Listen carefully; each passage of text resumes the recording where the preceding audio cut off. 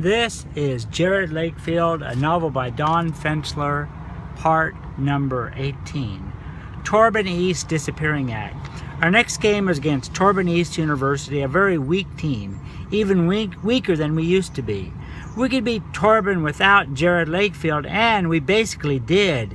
Jerod did fucking absolutely nothing. It was bizarre. It was like he was waiting to be needed, but he wasn't needed, so he watched the game from his seat just past the half-court line by the right side scorer's table. He was fucking standing and watching like a spectator. You felt like fucking walking up and asking to see his ticket.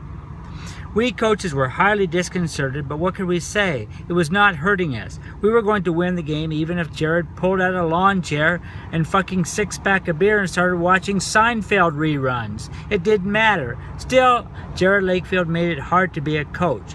You couldn't be a coach. You couldn't be fair, treat every player the same like we always say we're going to do. We're total hypocrites. A coach's mantra's fucking religion was that there was no double standard. No two standards for the superstars and benchwarmers. Bullshit and poppycock all over your peanut parfait. Equality was never going to happen, and was never going to happen, especially with a player like Jerod Lakefield. The way he sandbagged was not sandbagging. It just seemed right. It was the right thing to do and sportsmanlike, even fucking humane thing to do. There was no reason for Jerod to start sinking threes from 20 to 30 feet away and scoring 50 points and winning the game from the field for us to beat Corbin 97-3. There just seemed to be no point in that. It would have been fucking rude. It would have been the Holocaust, September 11th, and talking without raising your hand all rolled into one. Rude and crude, and it was fucking beyond Jerod Lakefield's talent to be rude and crude. Clearly, Jerod Lakefield was beyond this level of basketball. Again, this feeling I had that God was going to take him away in a sudden and unexpected way. Yes, God was going to take him away. When and how, I had no fucking idea. No one would have Jerod Lakefield for long. He would not be with us beyond this year. I knew. Somehow I just knew. It would have been stupid. This was Little League. The rest of the world did not know it, but we knew. We coaches knew that Jerod Lakefield could play at the highest level. He would play in the NBA next year. We just knew it. I repeat, by now we realized that Jerod was NBA level. It was insanity. Jerod Lakefield played for St. Cloud State, where we often were playing against 6'3" centers who wore their jerseys with pocket protectors and cleaned their glasses on their mother's aprons during timeouts, who moved like they were stuck in molasses and attached yellow flowers to their Converse sneakers. We would have Jerod Lakefield for 1 year. We knew that like we knew the sun would come up on Thursday. Then it would be LeVon Jones and Cole Bryant and fucking Carmen Antonio in the NBA. It was coming. I felt it. Anyone with an eye and a brain could see it and feel it. One of these days I will have a long talk with Jerod. I will force Jerod Lakefield to talk to me, talk about who he is and where he is going. He will fucking talk to me. I feel it. He likes me. He feels at ease with me. Not that I'm anyone special, but Jerod feels relaxed with me because he doesn't have to talk to me. He can be silent with me because I am basically a quiet man, introverted and shy. But that will change one of these days, the day I get Jerod Lakefield to talk. Not to brag, but Jerod seems drawn to me. I sometimes think it is he who wants to talk to me, to reveal something about himself to me. The man is so fucking mysterious. Jerod Lakefield is both beautiful and scary. In the Torben East game, Jerod was 1 for 4 from the field and 3 for 3 from the free throw line. No one saw Jerod Lakefield that day. He had disappeared. He wasn't needed, so he disappeared. It was we coaches.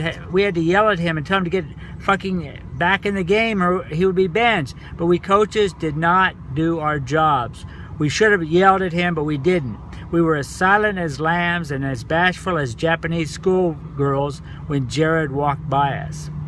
Jerod in the classroom. Today I saw Jerod in class. I was walking in the hallway because I needed to get some paperwork from a teacher on one of our players. I happened to see Jerod in class. I think it was some Western Civ class. I don't know. He was sitting at the front of the class, a class of about 35. The professor was talking and Jerod was listening. He seemed to be alone. He was surrounded by other students, but he seemed alone, but not in a lonely way, just alone.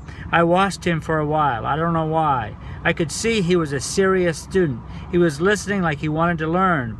Was it a Western Civ class? I needed to find that out. I don't know fucking why, but I needed to find out what he was studying. I wanted to know everything there was to know about Jerod Lakefield for some reason. It wasn't a homosexual thing. As fucking weird as this sounds, it was some kind of fucking spiritual or religious thing to me. I was just watching Jerod, but he didn't see me. Or I don't think he saw me. Then suddenly he turned and looked me right in the eye. Very calmly, very smooth. He didn't smile or frown. He just looked at me and I looked at him. It was like he knew I was there the whole time. I wasn't uncomfortable, though the situation was, when you think about it, very goddamn awkward. I walked on to see the teacher and get the paperwork I needed. Who is this man, Jerod Lakefield? How did he fucking know I was there? I know in my precious little dainty heart I am very lucky. At least I feel very lucky, and I don't even fucking know why. I don't know why I say this, but I know I am very lucky. Anyway, things have changed. Things have changed. Things have changed. Our next game, our last non-conference game, was against Iowa. They were not a powerhouse, but they were D1, Division 1.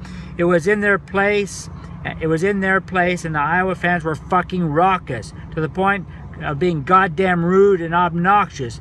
In short, they did not like us. They were yelling things that could not be repeated in mixed company or on NPR radio. They did not like us. They showed no respect, even though we were undefeated except for the loss to Duke. And the thing they fucking did not like most was that we were small and still pretty much unknown. A pipsqueak school from nowhere with earwax falling from our ears like leaves in the autumn wind. If they knew of Jerod Lakefield, there was no proof. I had the feeling that the fans of Iowa were pretty clueless, never reading a newspaper. I'm not even fucking sure they have newspapers in Iowa, and even if they did, if the fucking Iowa yahoos could read. The fans watched in amusement as we went through our warm-up. A bunch of pasty-faced white guys, two very unimpressive colored dudes, a Mexican-Asian-looking fellow, and Jerod, who somehow looked like a basketball player, but his warm-up, of course, invited ridicule. As usual, he moved about during the drill warm-up like a fucking ghost was chasing him. He moved to the left because there was a ghost on his right. He moved to the right, and then the right again because there was two ghosts. He shot, then he didn't shoot. Who was covering Jerod Lakefield? I once asked him if he wanted a real person to play defense against him in the warm-up, and he cryptically said, "You don't have the player I have to beat. But thank you, Michonne." What? You're welcome, Jerod Lakefield. God was going to take him away. I just knew it. The game started, and the bad thing was, and to my total fucking surprise, we were way overmatched. Iowa was up 8-0 in no time, moving around the basket and to the around the basket and to the basket at will. It was like Levon fucking Jones himself against a bunch of snotty-nosed, cookie-selling Girl Scouts. Jerod Lakefield got the ball once, tried to shoot, but had it blocked. He got it another time and was not able to shoot. He passed it off. Then next time he got the ball and missed. It was 18-3. We were losing to Iowa, and it was getting worse. It felt like the Jerod Lakefield dream was over.